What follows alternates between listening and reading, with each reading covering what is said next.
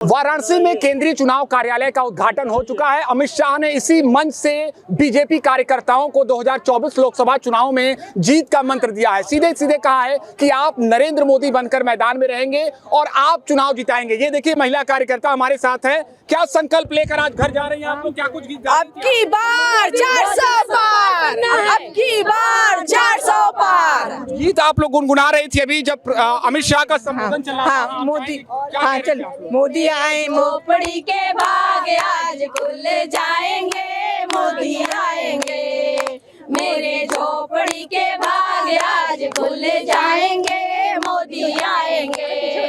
मोदी आएंगे, आएंगे, मोदी आएंगे। मोदी आएंगे, आएंगे, मोदी आएंगे। 1 जून को वोट दे जाएंगे, मोदी आएंगे।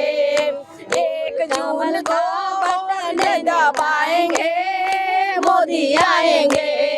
मोदी आएंगे, आएंगे, मोदी आएंगे।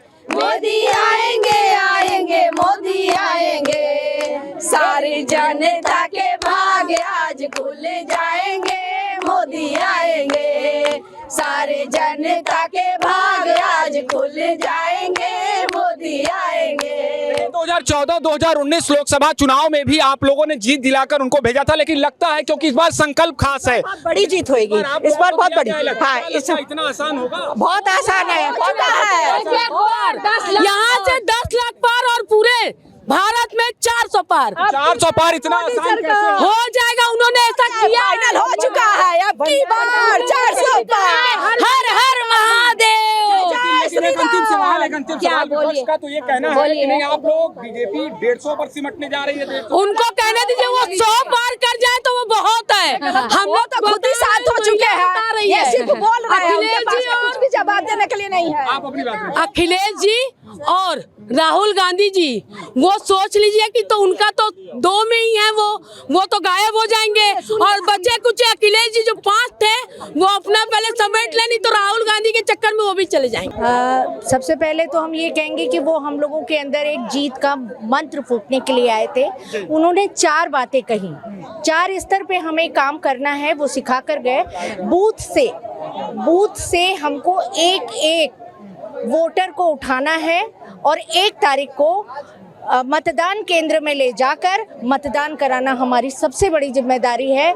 चाहे वो धूप हो, चाहे वो कुछ भी हो, तो कार्यकर्ताओं को ये कार्य अवश्य करना है। साथ ही लाभार्थियों से संपर्क करना है, उन्हें याद दिलाना है कि आपके साथ इतना अच्छा मोदी जी ने किया है, आगे भी हो, इसके लिए उन्हें वोट डालें। 4 बातों का जिक्र उन्होंने किया है। एक प्रमुख बात क्या लगता है आपको कि जो कही जा रही है बातें कि पूरे देश में सबसे बड़ी जीत काशी में होगी, ये आसान है आप लोगों को लगता है? नहीं, आसान तो है, क्योंकि जो हमारे यशस्वी प्रधानमंत्री जी का जो कार्य हुआ और जो गारंटी के साथ बोलते हैं वो करते हैं, इसलिए सबको विश्वास है और इसीलिए हम लोग जीत पूरा है कि वर्चस्व उनका पूरा है और हम लोग का ऐतिहासिक जीत होगा।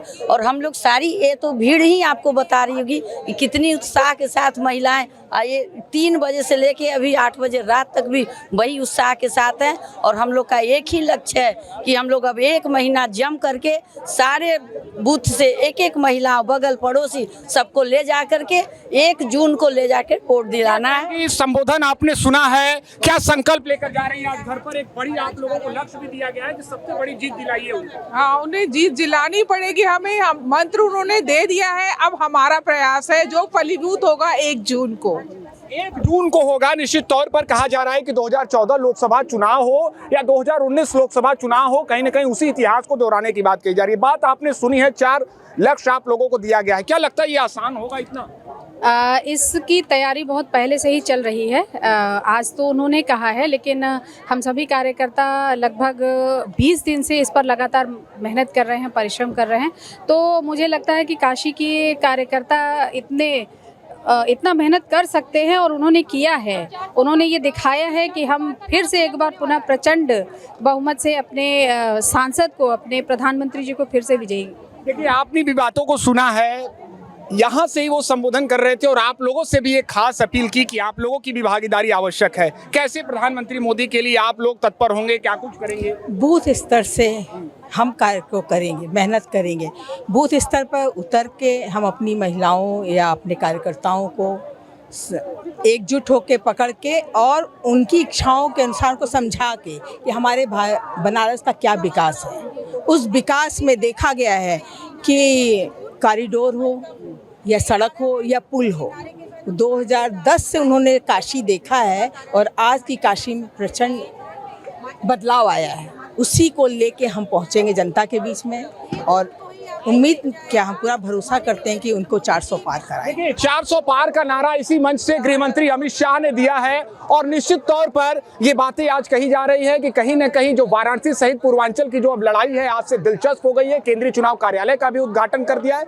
अब ऐसे में देखना होगा कि ये कार्यकर्ता जो संकल्प लेकर निकल रहे हैं वो साकार होता है कि नहीं। लेकिन 1 जून को वाराणसी में वोटिंग होगी और उससे पहले ही बीजेपी के चाणक्य कहे जाने वाले गृह मंत्री अमित शाह ने कार्यकर्ताओं को जीत का मंत्र दिया। एबीपी लाइव के लिए वाराणसी से निशांत चतुर्वेदी।